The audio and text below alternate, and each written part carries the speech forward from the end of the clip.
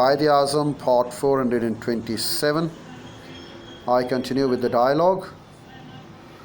There were no world systems before European capitalism created one. Buddhism and Islam failed to qualify the international systematic forces because of their super-constructural nature, nor do the diffusion of administrative and political forms of Byzantium and Persia qualify. South Asia extensive international trade before the 16th century drops out of the view because Asia is by definition peripheral. British rule too blended extra-continental ideas and institutions into indigenous state forms. Even it adopted the extended Mughal symbolism, ceremonial and administrative arrangement, utilitarian autocratic ideas and practices that were unacceptable at home were applied in India to create a centralized and autocratic imperial state. The nation state and the subcontinental empire in Europe and India.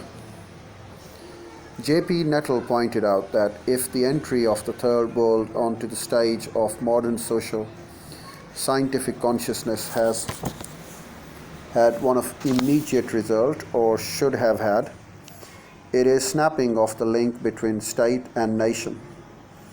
What were the awkward exceptions, Switzerland, the Soviet Union, the empires generally, and so on, have now become also a rule of non-nation state.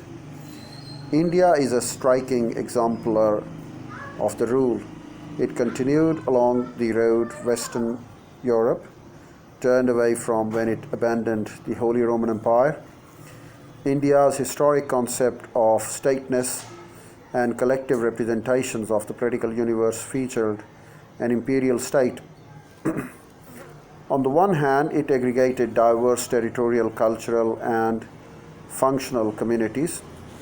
On the other hand, it featured a symbolic and institutional state domain. For Europe, the collapse of Habsburg, Tsarist, and Ottoman states after World War I seemed to confirm for the Atlantic world the atavistic nature of the multinational imperial state form. It is in the period after World War II that Europe sought once more through the economic and political means to approximate a subcontinental political order. By 1300, it was evident that the dominant political form in Western Europe was going to be the sovereign state. By contrast, the doctrine and practice of the Indian state preserved subordinate jurisdiction and included rather than eliminated a layered and segmented social and political power, and created socially constrained negotiated political order.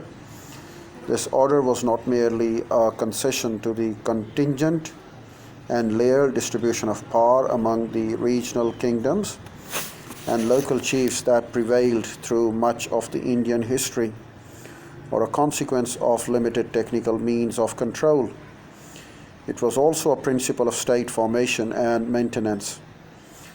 The doctrine of the sovereignty, with its implied exclusive jurisdiction, was inimical to the sharing and layering of the power among culturally diverse areas that made possible a multinational empire.